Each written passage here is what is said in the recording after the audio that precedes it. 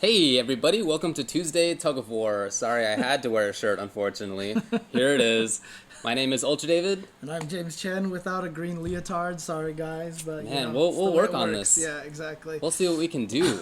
So today, we want to make this show all about rivalries.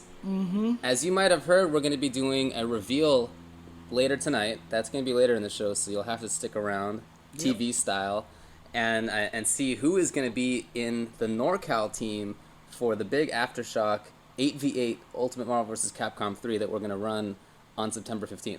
Right. And but before we get to that, I mean, one of the reasons why we wanted to throw this event was because, well, I mean, obviously we want to prove that SoCal's better, right? Clearly. But I mean, to be honest with you, rivalries have been a driving force in our community for years, since the beginning. Since pretty much the very first major gathering we've ever had, rivalries have been that important. And, we don't want to lose that aspect. We don't want to lose that aspect within our community. So throwing this event, kind of promoting this rivalry aspect, reviving the NorCal SoCal rivalry is kind of the goal for this whole entire thing. Yeah, definitely. We would love to see that come back.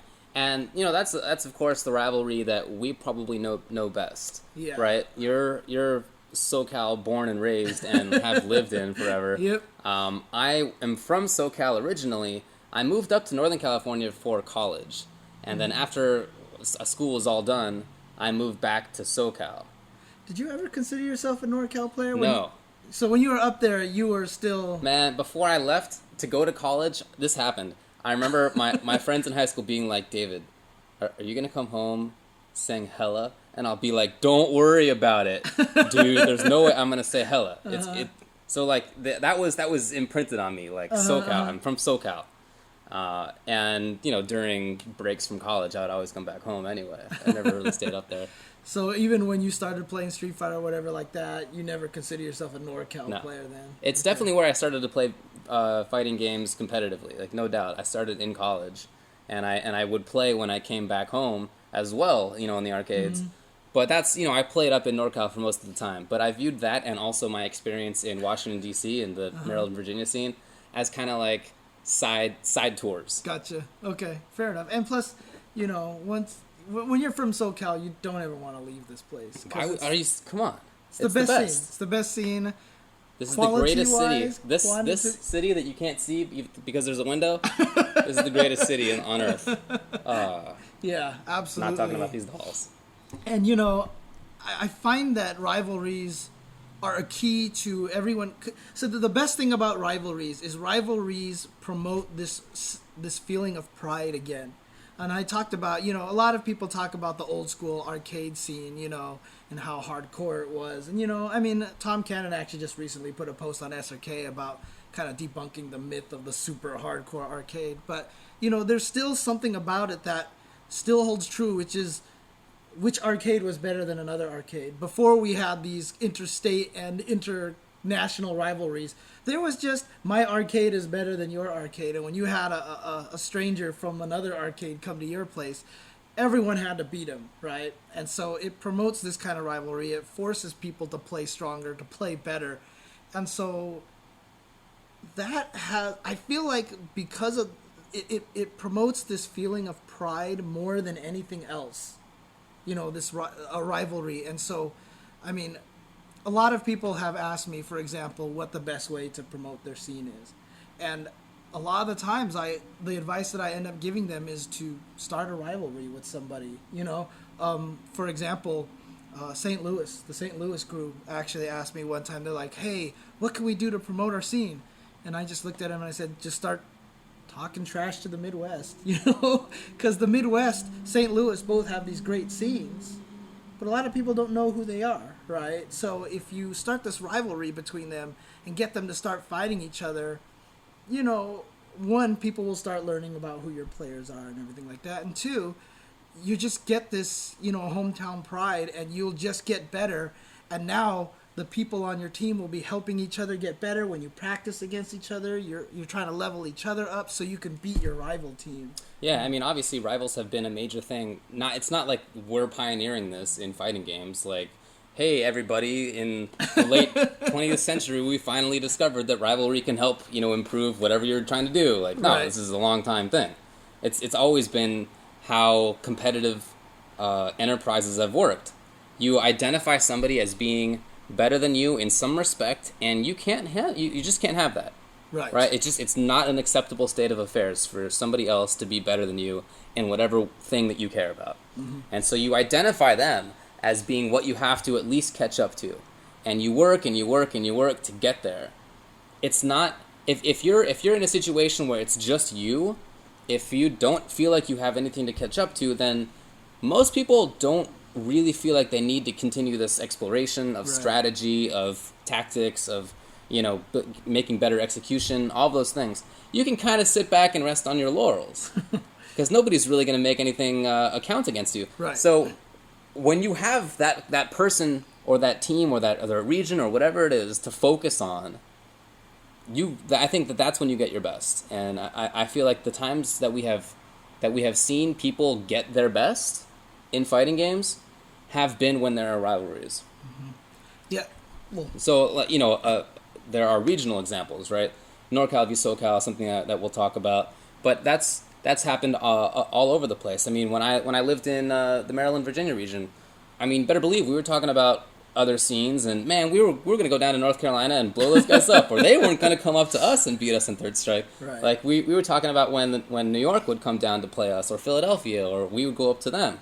Those were big moments, and we trained for that stuff because we just couldn't accept that we would not be as good, And it's the case too for players. If you have a Justin Wong to look at, and you're Sanford Kelly, and for the longest time, Justin goes on this ridiculous win streak of literally years, and you now have this thing that you're looking at, that you're identifying as, okay, Justin Wong is here. I feel like I'm down here. What can I do to climb this staircase to get up there? If Sanford had not had Justin, or if there's no reason for him, not as much reason for him to get to his best possible level. Right. So. But the cool thing about having this team aspect is that I feel like that camaraderie, the motivational factor, because a lot of times when you're a player by yourself and you just have this inability to win, it's kind of discouraging at times. But, if you're playing in this team tournament and you're like, I can't let my teammates down. Yeah. Or, hey, you know what? I'm good because, Filipino champ is back there. And so, I'll play my hardest, but I can count on him to pull through, kind of thing like that. Did you just leak who's going to be on one of the teams? Oh, I don't know. Who did we have on the Skype call last week? Oh, how dare you. But yeah, so that kind of thing I feel like helps a lot. So, another one of the scenes that has always been asking me advice on, how to get bigger is the Texas scene. Because at one point in time, they were a force. For sure. During the CVS2 Third Strike, they had and Guilty Gear. Yeah, so they had like Asian Hitler was on there, Fubar Duck, Mo Preem, Shin, of course. They just had a whole bunch of really great players. And right now, I feel like Texas isn't as big of a scene as it used to be. And, a lot. And then that's only specifically like Austin or Houston, right? There's Dallas and San Antonio have scenes as well, but they're a little bit smaller. Yeah. And so they've always asked me, like, how do we get, grow our scene? And I said, dude, you're Texas. You have 4 major cities. Yeah, and then a huge other rest of the state too. By the way, it's not just those cities. Yeah, exactly. South Texas and West Texas are big areas. Right, and all you need to do is like create a Texas league. Just like create a Texas league where all 4 cities just fight each other, and like span it of 6 months. Just do it in total of 6 months. And make sure every team plays every other team like 3 times, 2 times, 3 times. Yeah. 2 teams with the best records fight each other for a championship. Yeah, that'd be awesome.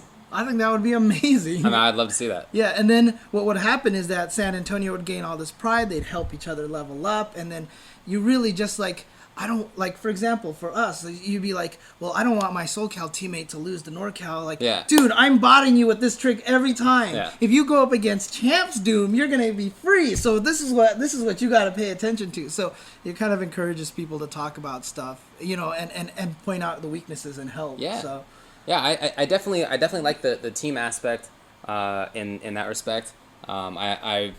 Well, I guess we'll talk about the team in particular later on, but I'm really looking forward to seeing how some of that stuff turns out. That's going to be so interesting. But But just having a thing to work for is so nice to me.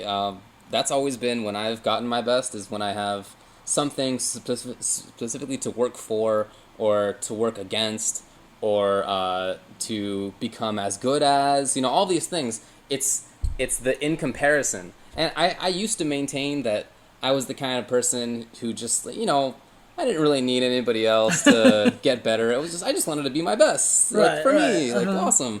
Which was totally true. That's how I felt about it at the time. But then later, when I actually got good at games, I identified, a few people who I really, really wanted to beat and get better at.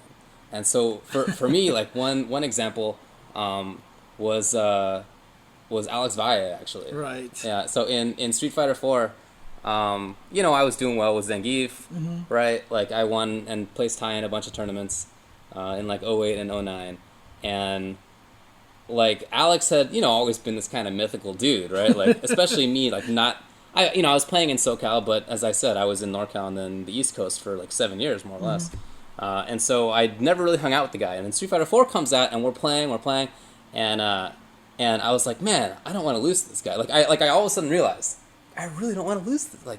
I got it into my brain that I could beat him. Right, like, I don't care if he's a myth or whatever. I felt like I could. And so I ground out that Ryu matchup, Zangief versus Ryu, so hard. Like, all the time. I went to Denjin Arcade constantly. I played with everybody. I was traveling in SoCal, at least. And I got to a point where I probably took 50 to 60% of the matches against Alex. This wasn't good enough for Alex, by the way. Yes. He was not cool with that. And so I had to stop to, like, study for the bar or something. School. I know, right? Like, real life came in. But in that meantime, Alex kept working on it really, really hard. And he was so good about finding people to play against. Not just local people, but online. And he would play with people from across the country, Zangief's across the country. And he got so good at this matchup. And then we played, like, at the specialist at that event, right? Where it was a thing where it was like, you one specialist with a character against another specialist with a character. Who wins in this matchup of people who know the matchup really well? And then I walk in and I'm like, yeah, I should do fine. I've been taking about half of these. This should be good. Am I going to lose by 4? Or am I going to win with 6? Like, that was the question to me.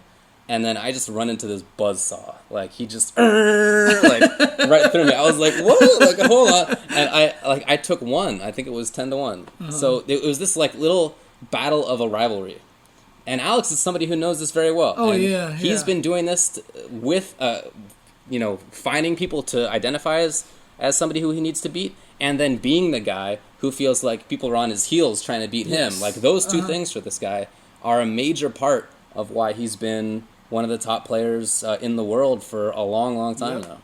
Yeah, I mean, seriously, one of the things that I have to say, though, is that, the way, I mean, you're talking about Alex, right? I mean, the very first rivalry was NorCal, SoCal for me, obviously, because I'm from SoCal, but I feel like it was the first big rivalry that actually happened, and I should probably talk about it, but you want to take a break real quick, and then we can get into some of the other rivalries and stuff like that. Okay, cool. So I want to talk about some significant rivalries that have affected the landscape of the community, because there are so many examples I could go through, but let's take a break real quick, and we'll be right back.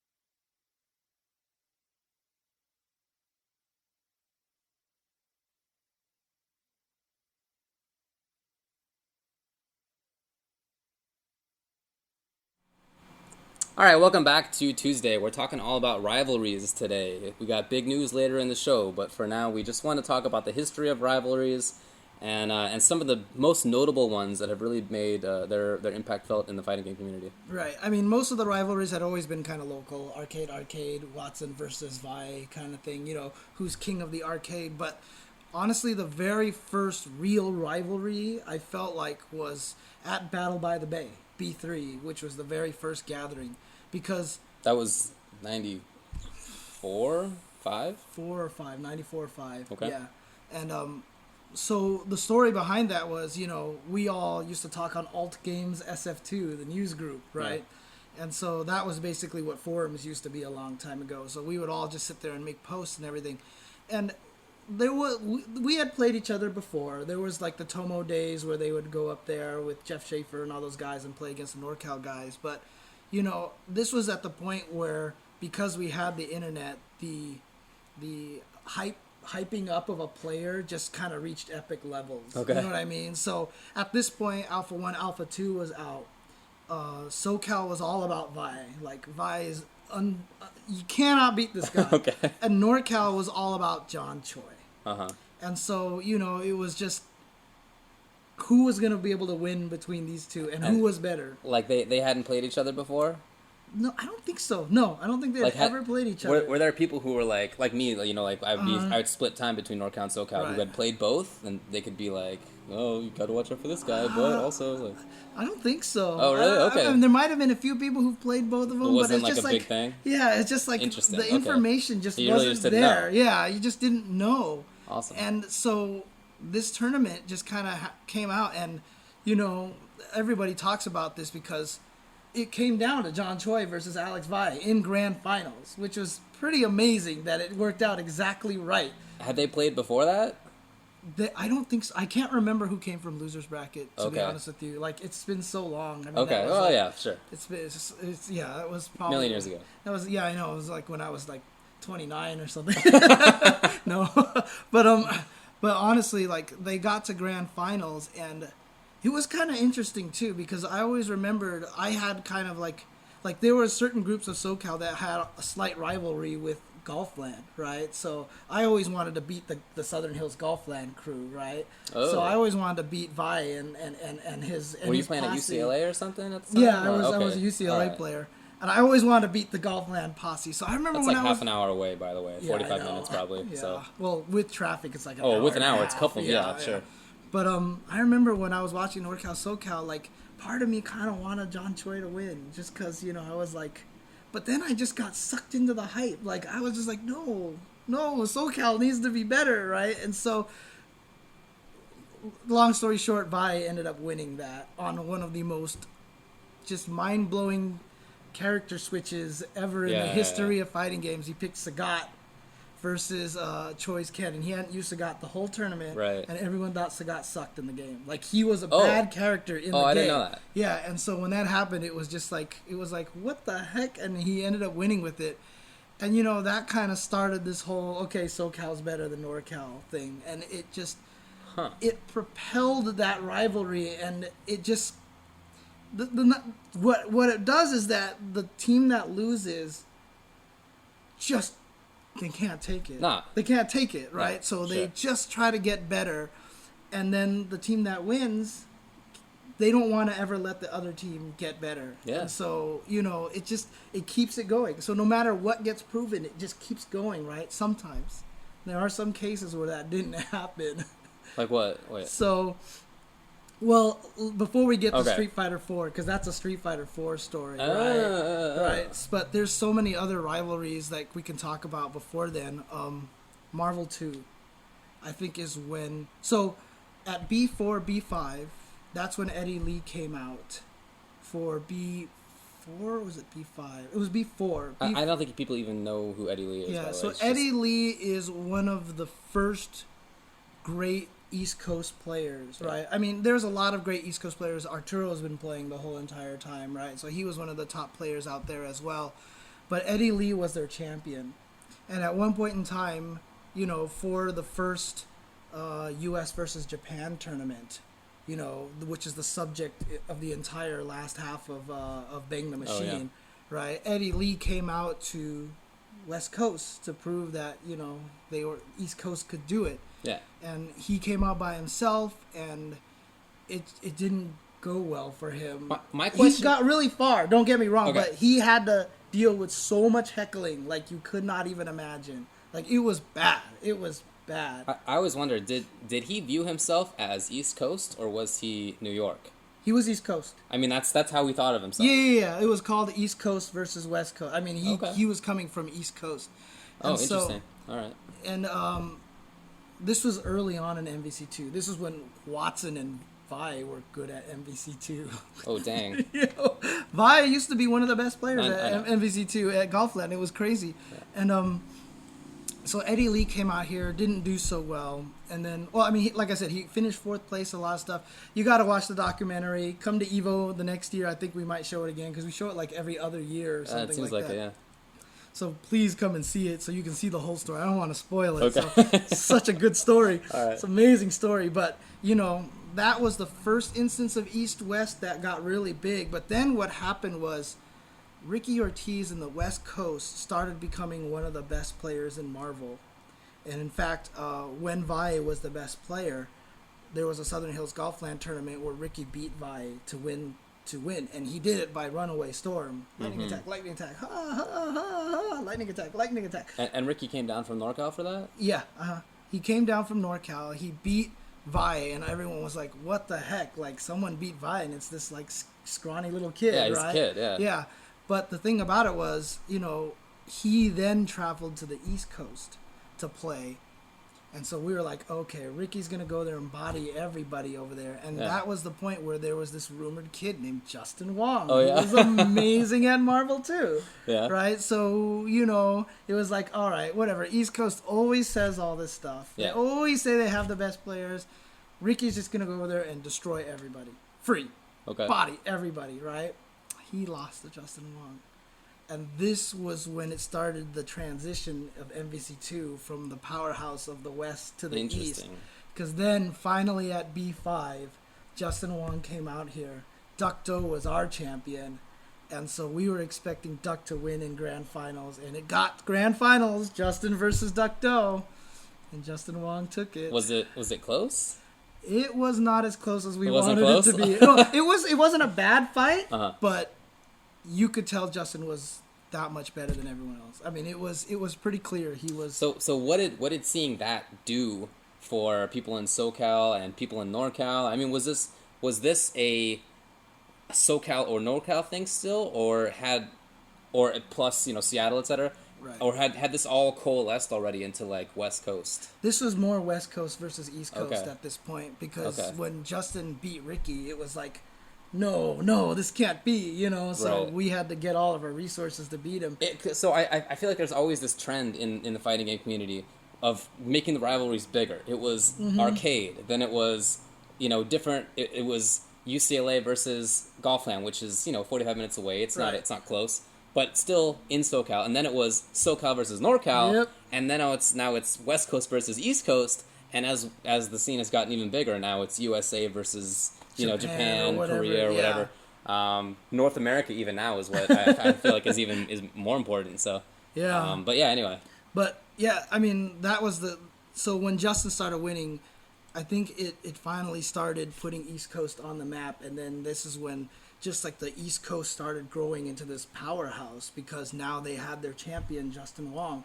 And it's like, okay, we do have the best player on our coast.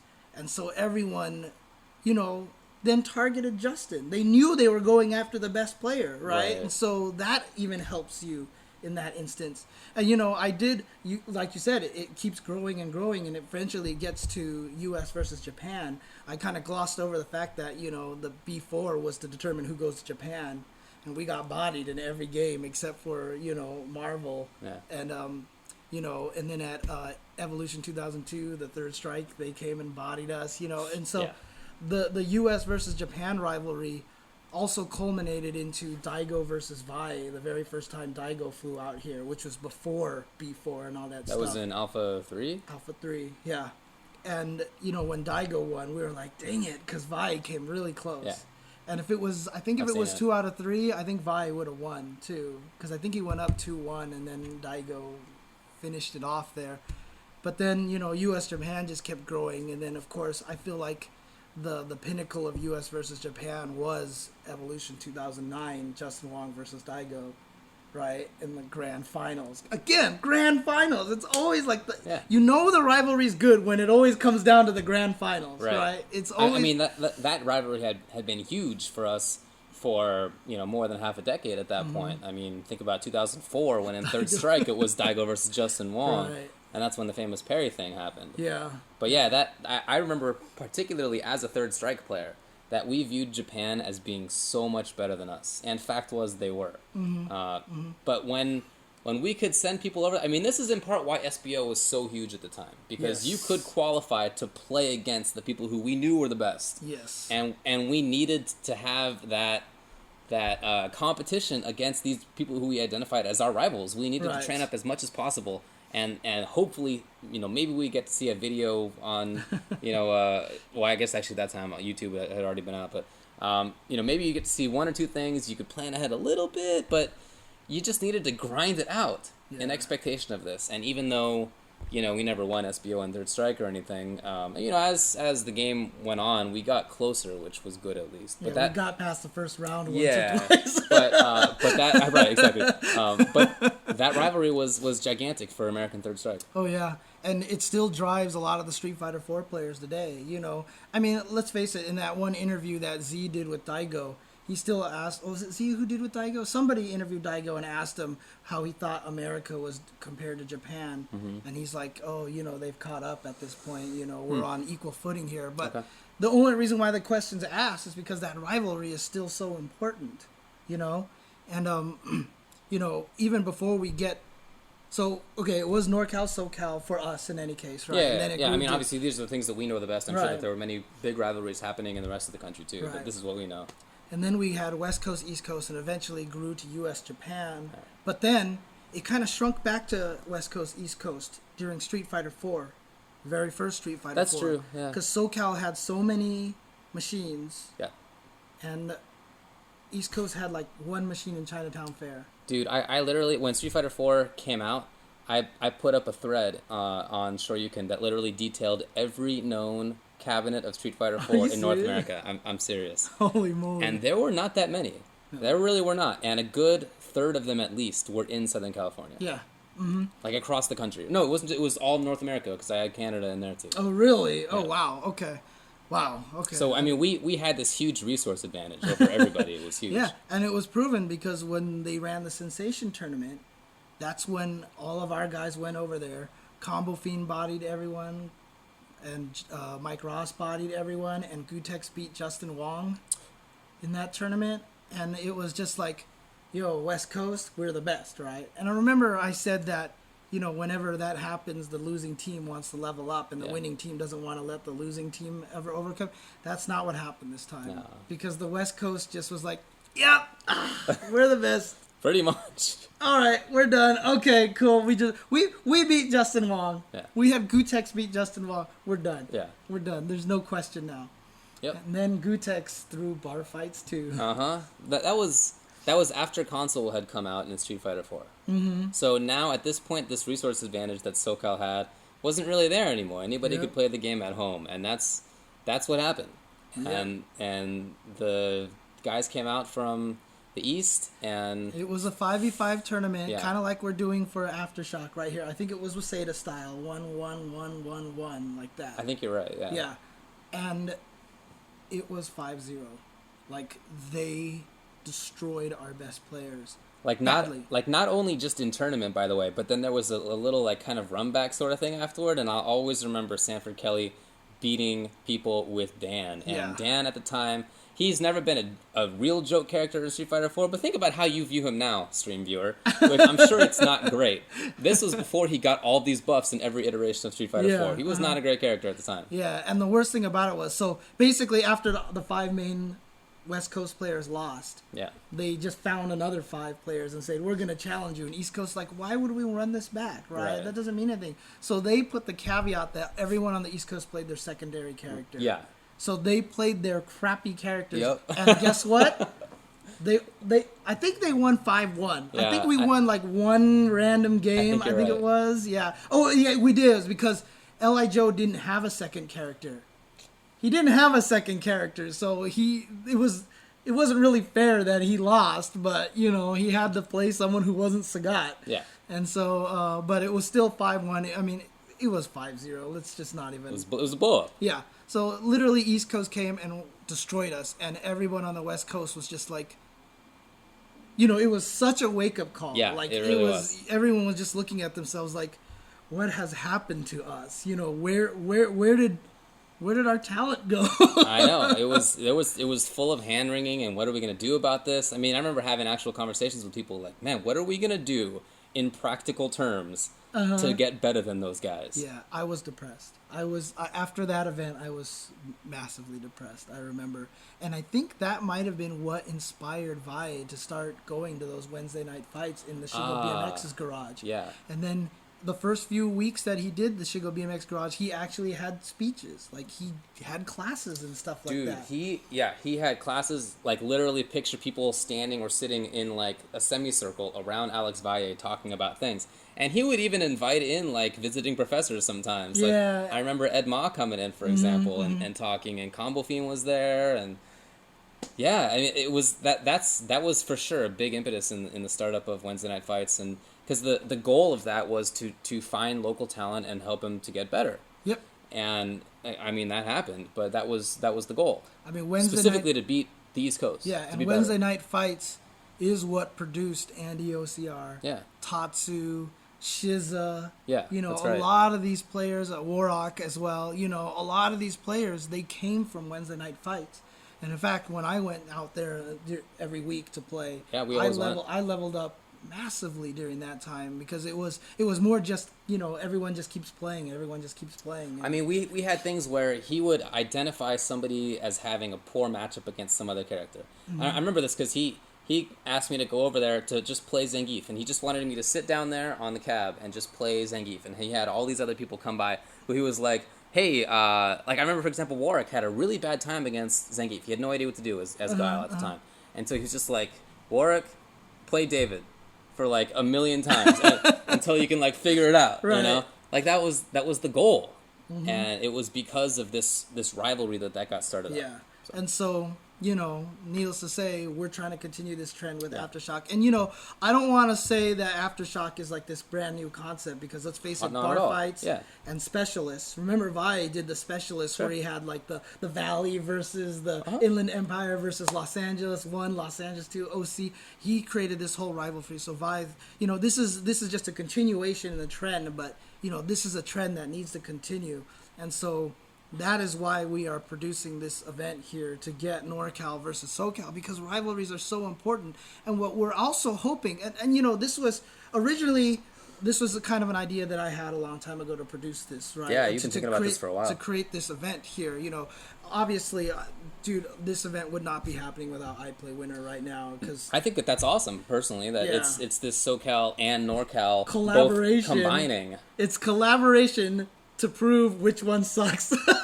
Yeah, for sure. I think that's one of the coolest parts of it. It's so good. I really do. But, you know, I mean, one of the main reasons why I really want this event to happen was to kind of regenerate this rival concept, to show everybody else. Like, I want Florida to just start talking trash to Atlanta. Why not?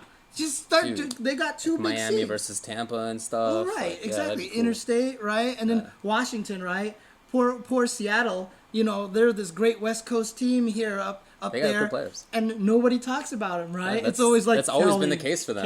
Cali, when people think of West Coast, for some reason it's always been California. And even though Seattle has had awesome players in a bunch of different games, like that is a solid scene. Right. It just hasn't really been. I don't know why. So you know what? Seattle should just start talking trash to Arizona. They should. Just go. Seattle, Arizona. I mean, they're not that close, but whatever. You know, it's just like. Rivalries are so important, in my opinion. I think you're right. They're fun to play in. They're really fun to watch, and I know that this one's going to be a blast. So let's take a break, and then when we come back, we're going to have the reveal, right? That's what Yeah. we're gonna do. Okay, Uh-huh. make sure you stick around because we're gonna reveal who will be on Ultimate Marvel vs. Capcom 3 8v8. For the Team NorCal. Yes. So the Team NorCal trailer coming. This and we've seen, this is good stuff. You stick Stick around. around. Okay.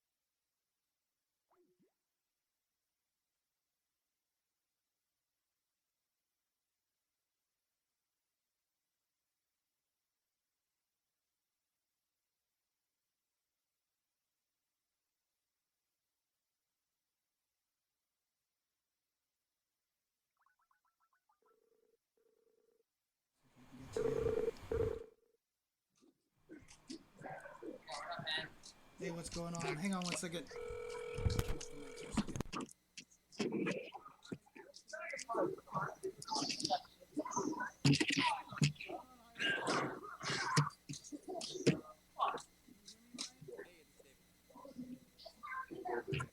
Hello?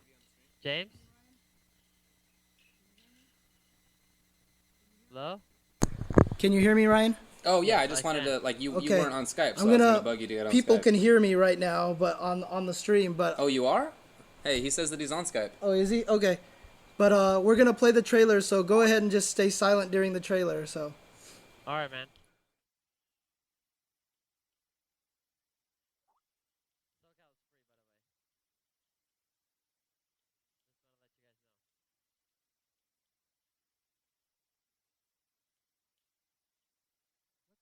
is free, by the way. Just want to let you guys know. Look at them. Why are they so concerned about what character I'm gonna use? No, I love them. The money, you know what I'm saying?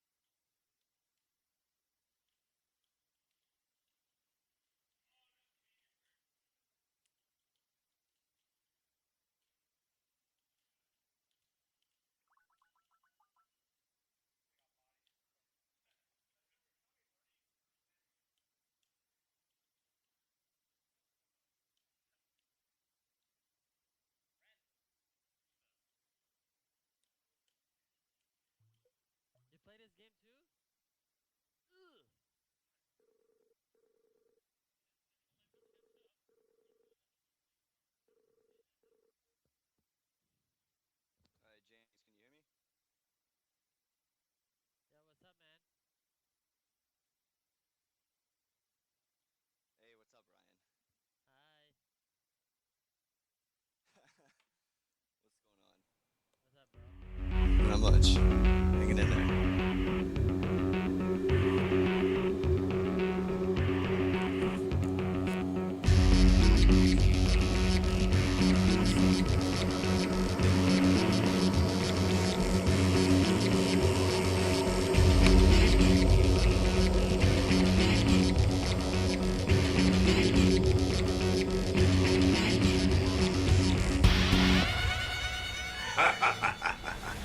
Chip, 2012 Evolution Champion. Wow. And that's it. Great. X-Ray over Clockwork to make it in the top 8. That's in. it again. Oh, Got it. the teleport. Oh my God. Patrick Teleport beats kick. Chris G. Here we go. Oh my God. Yo. Hanzo Gonzo. Oh my goodness, he lands the EX Thunder Knuckle. There's enough time. There is enough time. And KB's is gonna go all the way with that. He's pressing button. That could be the end right here. CJ Showstopper showing up in Ultimate Marvel.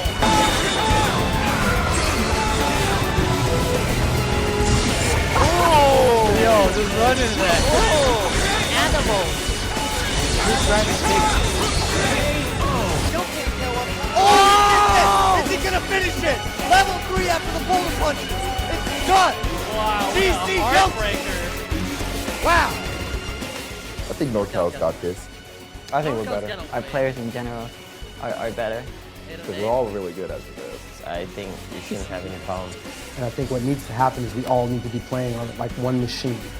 From FGTV in the Bay Area to some of the people in Sacramento, we've established a lot of killers, and I think we have a lot of potential to win against SoCal. It's not even a question of what we need to do, it's just what can't we do not to win.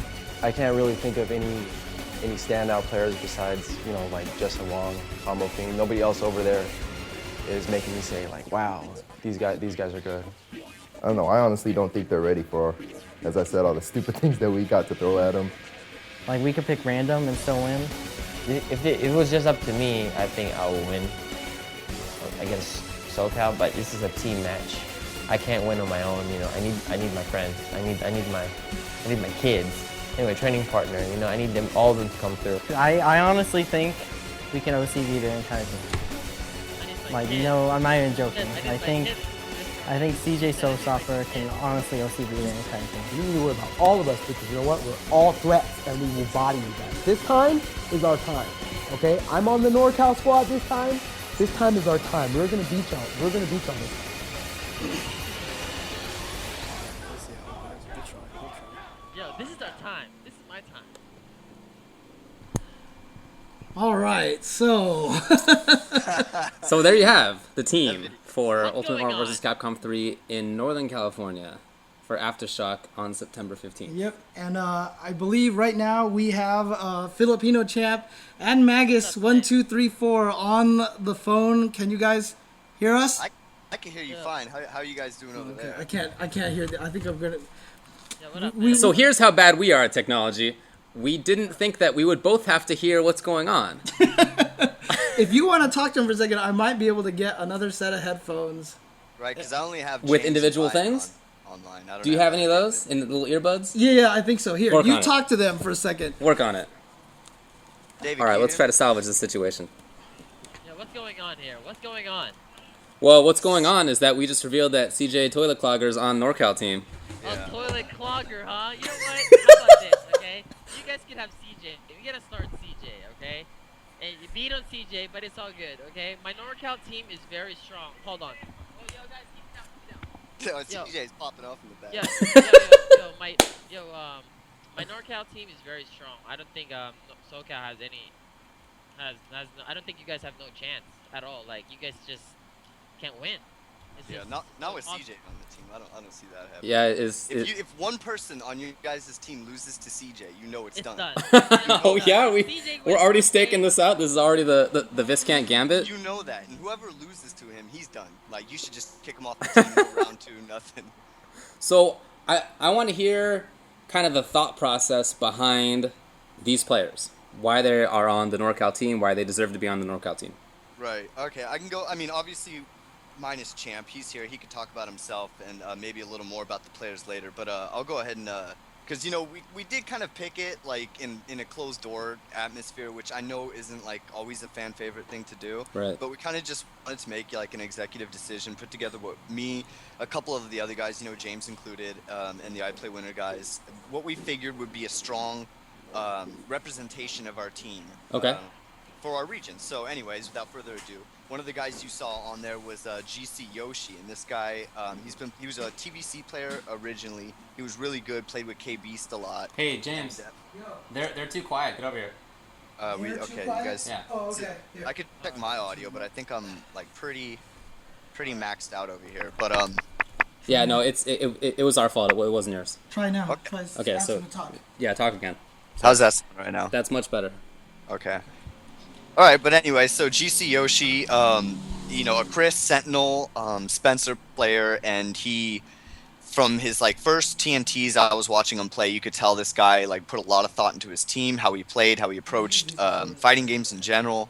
So it was good to see him progress, and he ended up winning NorCal knockouts, I want to say, and basically, he's always been a threat. That was just one of those things that cemented the fact to me that he was one of NorCal's best players. So it was good to pick him. He was kind of an obvious pick.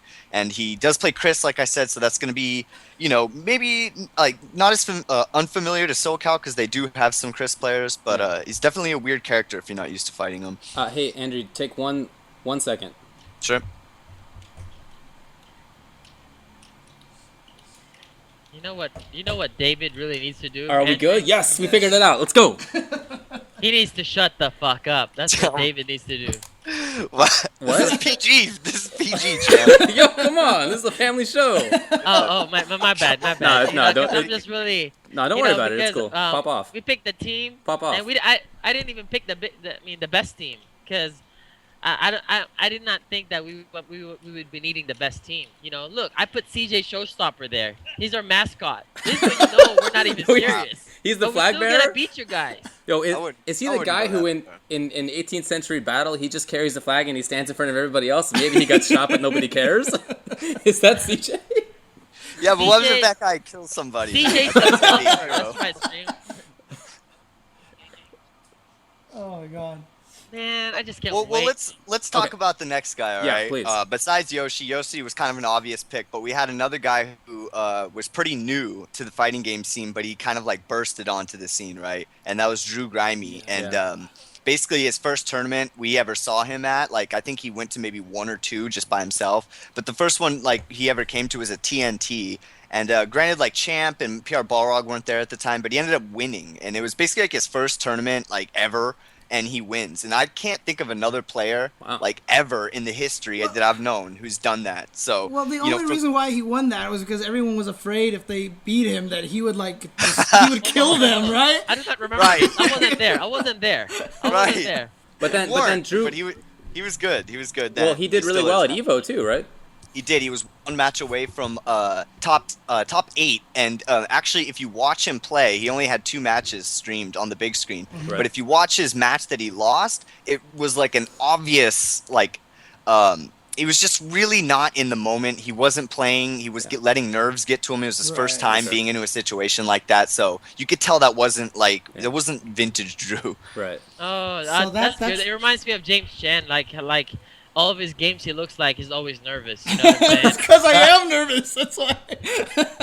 But here's the thing, right? I mean, that just means that when Drew Grimey gets to this 8v8, same nerves are gonna come over him, and he's. Don't worry about it. Experience now, so hopefully he'll have the experience and he'll know that he's been in a situation similar to that, and he'll act and respond differently. That's what we're hoping. All right. And I think he's been practicing a lot, so he'll be fine. Okay.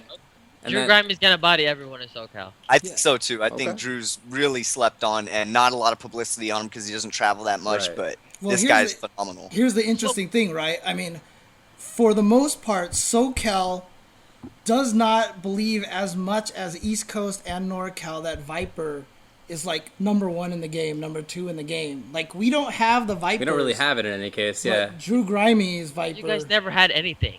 You know what I'm saying? You guys never had anything, okay? You guys thought all the characters sucks. Until I show you guys what's up. Oh yeah. SoCal definitely has some interesting choices on what they choose and what they consider good characters, but I mean that's their style. I think it's pretty stupid, but you know. Yeah, I know. I know you guys up north are all about tears in this game. So. Yeah, exactly, and I think that's how it should be. But you know, wait, you'll NorCal- find out. You'll find out. NorCal, NorCal is like what? Like Virgil, Some and Vipers. F-Champ, There's right? Yeah. Viper You got a Viper in there, yeah. Yeah, that's good. That sounds like a good team. But all right, so after Drew, we have like you were just saying, James, a Virgil. We got Patrick, and he's probably made the Team Scrub initially popular and really brought all the hate onto Virgil, at least in NorCal, probably the rest of the country if you think about it. But but he's kind of adapted his style along the way. So he used to be, I mean, he's a Tekken player, but he used to be known for being really faulty with his combos and his execution, and he was just all Virgil. But I think since then he's really developed as a player. He knew his faults, he attacked them, and now if you watch him land combos, he will kill your character. Yeah, it looks like so. it. Yeah. The first time I saw him was at Fraud Free Fridays. Yeah, me too. I didn't know who he was, and I just started watching him there. And he was beating up on PR Rog. He was beating up on... I mean, he was giving you problems as well, Champ, because Strider beats up on Phoenix pretty well, right? So That's true.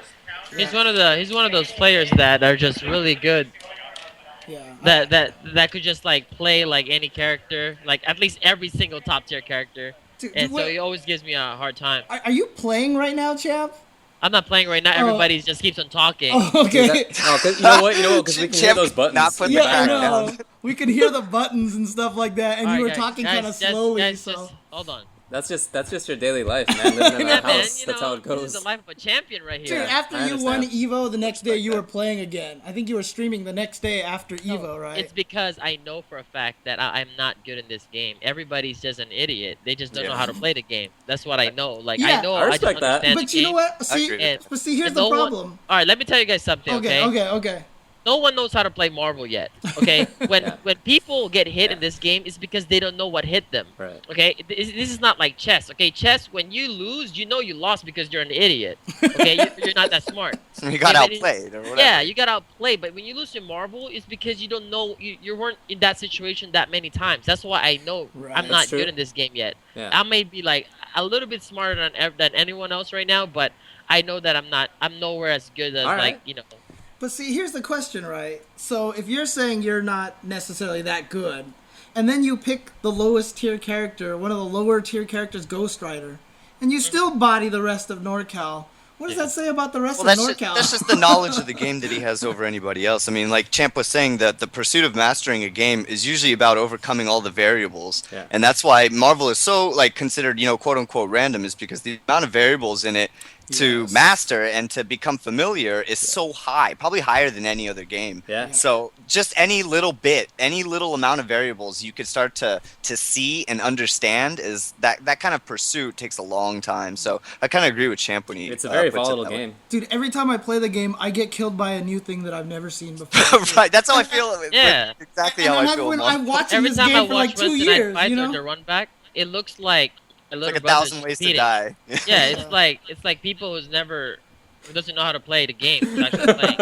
Oh yeah, Like, all right. Yeah, Wednesday Night Fights and the run backs level of competition is extremely low, and that's why sometimes every time I watch it, I still watch it, but just to critique you guys are so bad. That's why sometimes I want to go. When I actually went there, I won without losing a game, which is pretty good. Well, here's the funny thing though, right? Because Champ came down here and he won the run back just pretty recently. free, right? Pretty free, right? Yeah. But now here's the interesting thing: Gent just went to Saturday Night Snapbacks and won that tournament. And Who was there?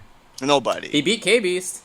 Yeah, and K-Beast was trolling. Okay, by the way, our players aren't stupid. We didn't put all our cards out there. They were sandbagging and holding all the equipment because they don't want you guys seeing what's going on. Dude, Jint, we sent Jint back thinking he's the shit, but really, he's just some bum and SoCal. Yo, let me tell you, Jint is not even one of our cards. Yeah, I know. He's not in the deck. He's over here. Yeah, exactly. He's the guy carrying the flag, dude. He's the guy with the flag. He stabbed everybody. He stabbed the whole arcade with just the tip of the flag. So. I respect that. So it's really interesting because we've had two opposite cases where the foreigner just came and kind of won in an environment. Yeah. Well, you know what's funny? That's usually like the East Coast story. Like some guy travels to East Coast and then they win their local. Yeah. Like that's how the East Coast always gets blown up for years. Like somebody goes to East Coast, give me money, and then leave. Oh man! All right. Well, who's next on the team? All right, yeah. So I digress. Anyway, so Patrick was the last one we talked Right. about, gotten a lot better, and Yes. then another TVC player, probably one of the a style that's craziest, the fastest is K Beast. We had to put him on the team. This guy is nuts. The way he plays is like too fast even for him. I think he's like if you put on another notch to the way Yipes plays.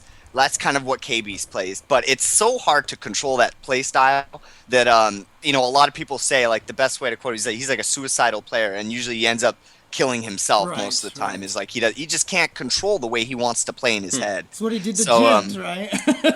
So he's one of those guys where I feel like one day he could beat like Filipino champ and Fnatic, but he could lose to Jint the next day. Yeah, that's good.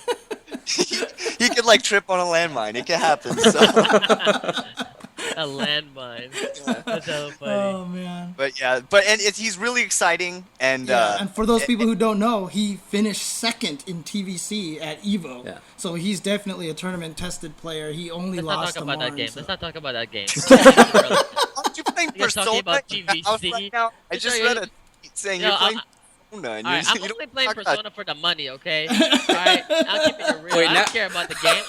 All I only care about is the money. Okay? Wait, you I'm are gonna go to the pretty- tournament Good and win shit, that game champ. too. Good shit. I like that. I like that. I'm so dude. confused. I thought you were not playing that game at all, but okay. No, No, he has some little money. No matter so I can take. Take the lunch money of these guys playing an anime game. Yeah. It's just that money on the side, so you can Yeah. spend on burgers and stuff like that. Yeah, got it. All right. So who do we have next?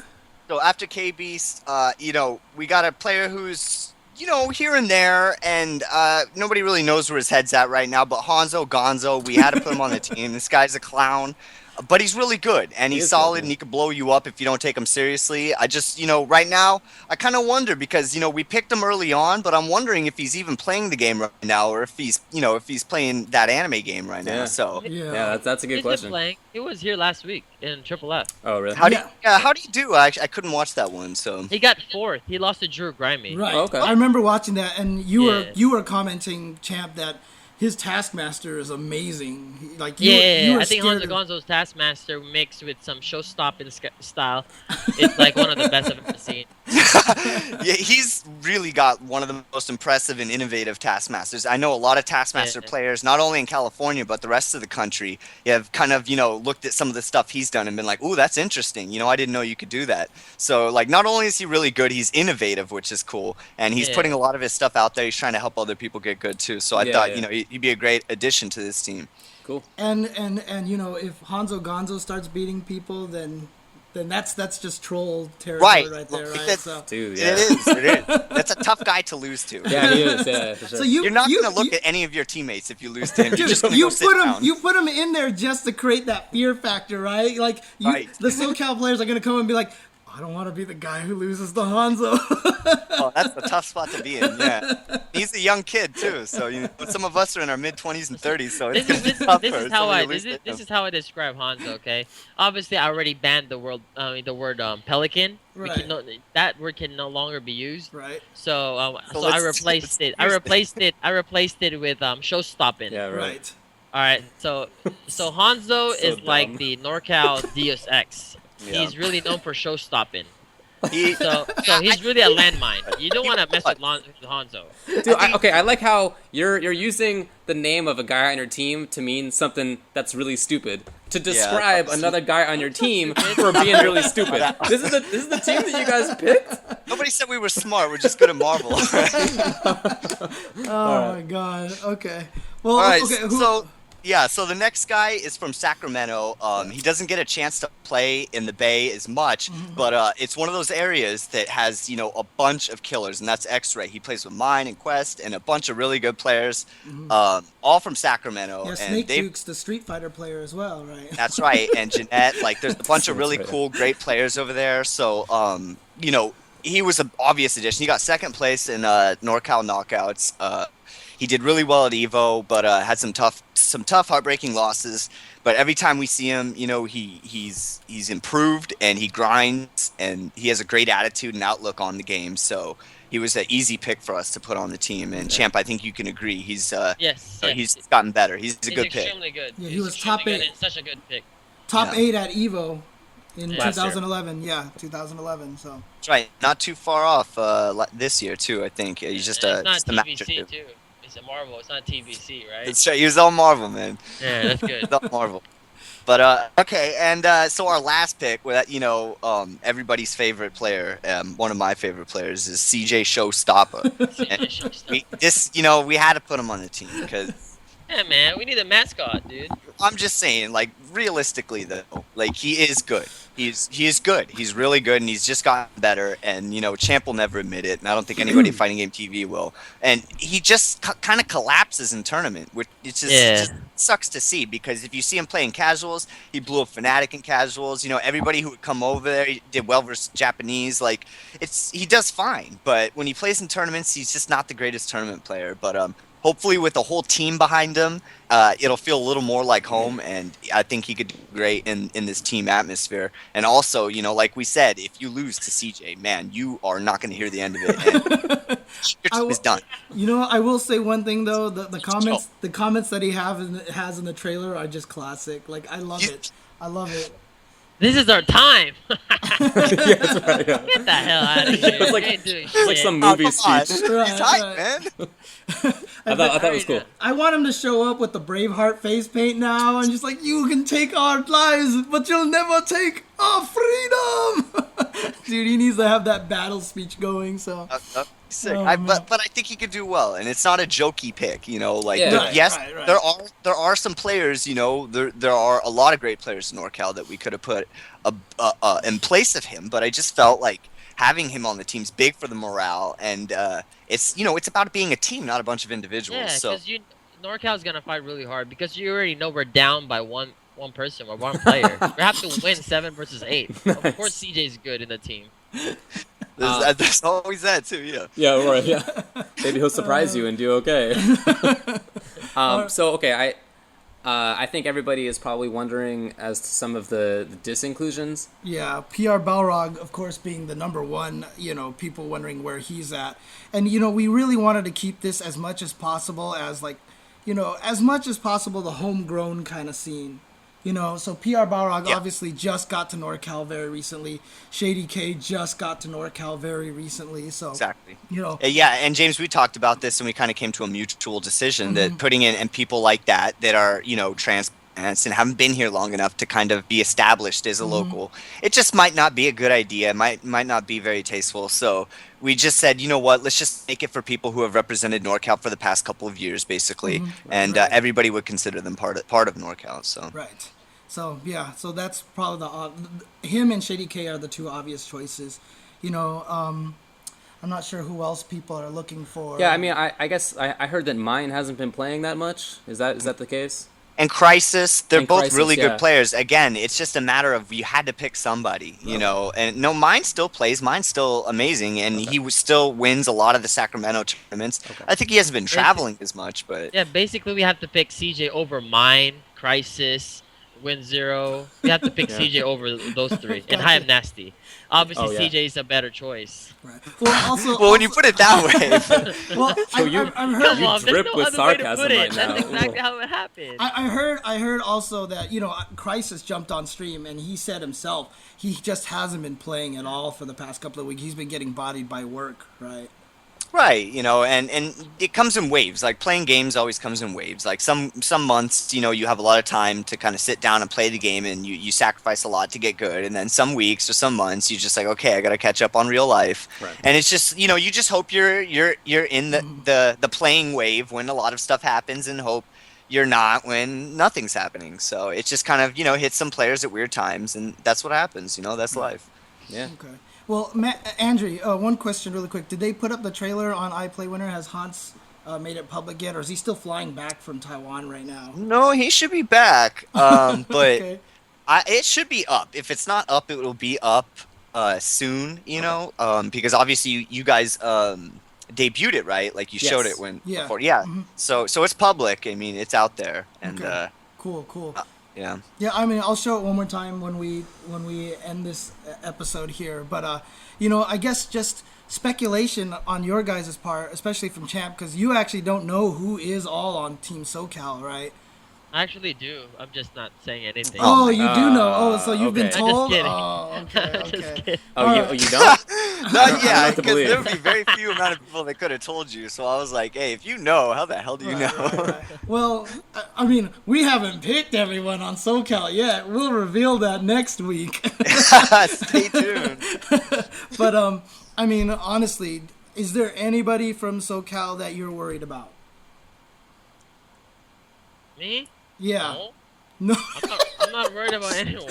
Okay, is there- They gotta worry about me. All right, fine. Maybe not you in particular, but as far as the teams go, as far as your team goes, are there any players in Southern California who you're worried about for your team? Only Well, let me put Combo this out. Is there any good zero players, Champ, in SoCal? Because I know I'm looking at our players, and there's some players on here that struggle over zeros, and GC Yoshi is one of them. So, I mean, Marn maybe, but I don't know if he's considered SoCal or if that's he's going to be Texas, I guess it would be. But to be honest, like as far as team matchups, I think NorCal is going to struggle against Killer Kai if he ever ended up in a team. Yeah. Okay, or Combo Fiend. I think Combo Fiend is an obvious choice, but who knows? But yeah, Combo Fiend and Killer Kai would be a struggle for my NorCal teammates. But so I have to actually get that lucky draw to fight Combo Fiend and Killer Kai because. So you would want to face them. Yeah, I would want to fight Combo Fiend and Killer Kai because Combo Fiend is fairly easy for me in the past couple in the tournaments. It's really easy for me to beat in this game, and it's a known fact of life now. Like you just know that I'm gonna beat him. You know what I'm saying? So I just need to actually take him out because I know that I know Infred is a very strong player and I have the utmost respect from him, but I would put like GC Yoshi or Drew Grimy against him. Okay. That would be a good matchup. Well, yeah. Here's the thing, though. The tricky part is, I mean, I know we talked about this a little bit last week, but it is going to be a random draw for every round. So it is Waseda style. So first place first, second place second, third place third, all the way down to the 8th team.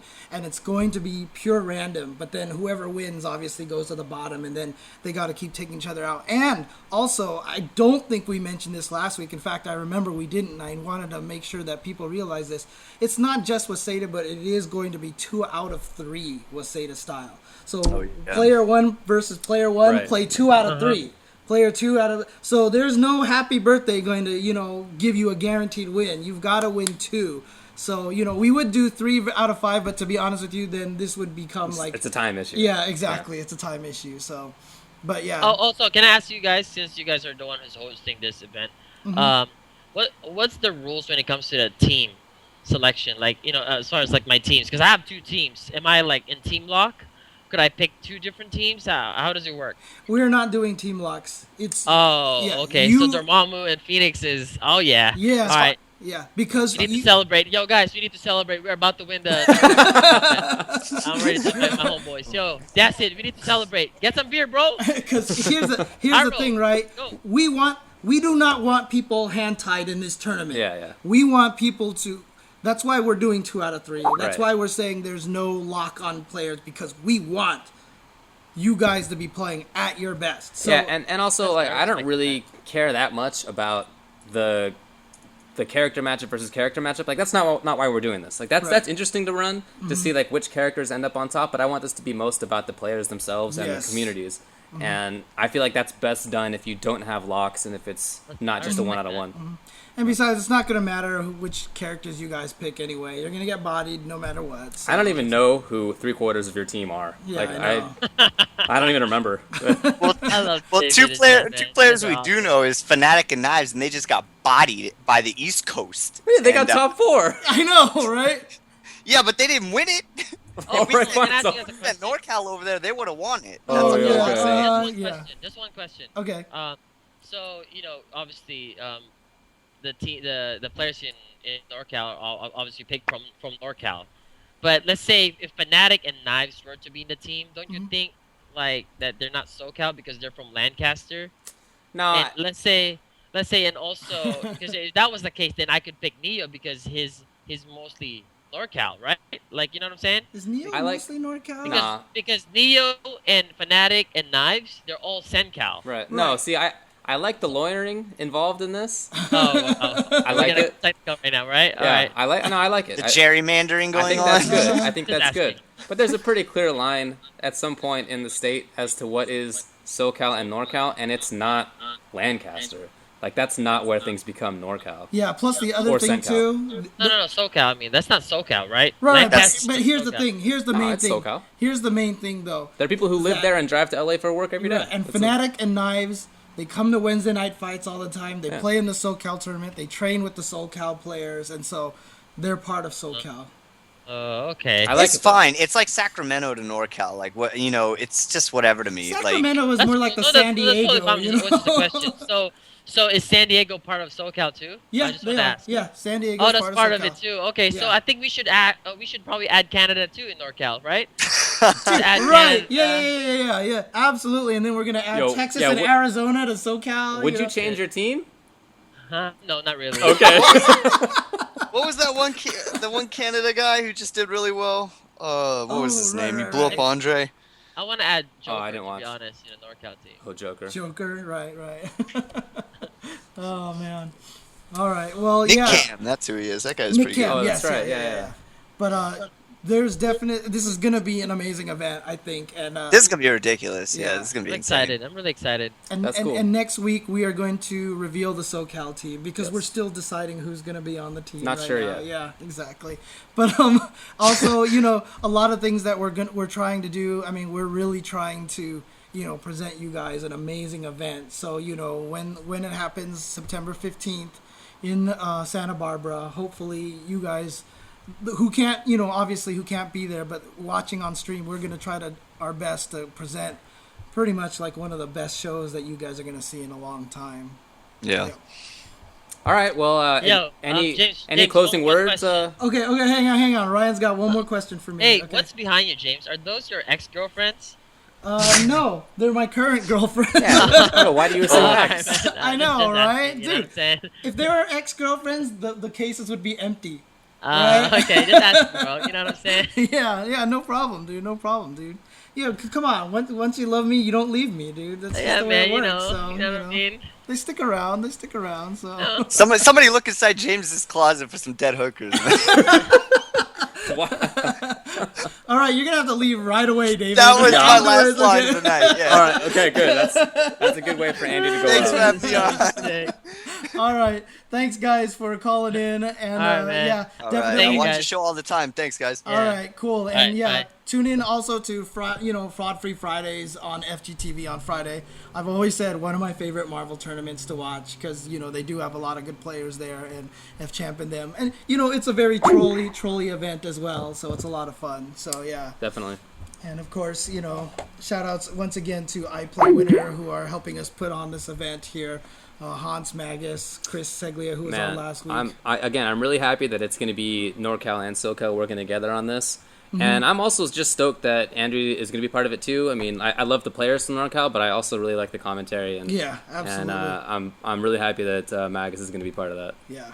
So it's going to be really fun. It's going to be an amazing event. Again, September 15th. And don't forget, it's starting off with the King of Fighters 5-on-5 as well. They just revealed the NorCal team yesterday, I believe it was. And, gosh, bad on me for not having the list of players. Yeah, I mean, it was like the players that you would expect, I think. Like, I think Chris was on there and BBZ Hell and... Pockets.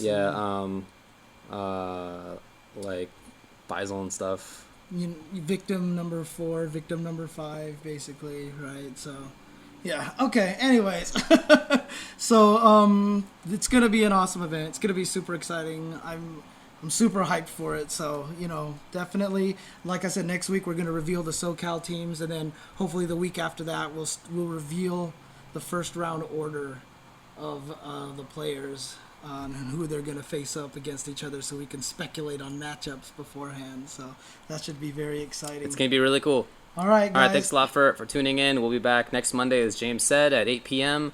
Same channel. See you guys then. All right.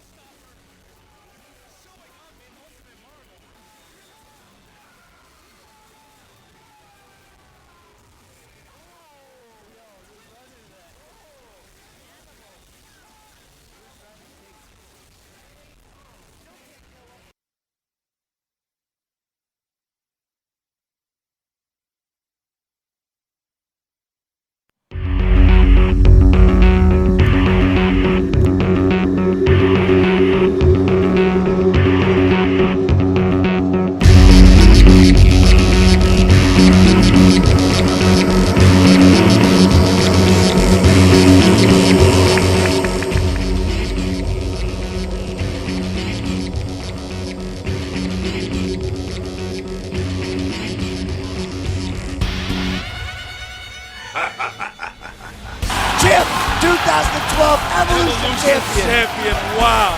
Impact. And that's it. Great. X-Ray over Clockwork to make it in the top 8. That's in. Oh, the teleport! Oh my God! Teleport kick. Chris G. Here we go. Oh my God. Yo, Hanzo Johnson. Oh my goodness, he lands the EX Thunder Knuckle. There's enough time. There is enough time. And KB's is going to go all the way with that. He's pressing buttons. That could be the end right here. CJ Showstopper showing up in Ultimate Marvel.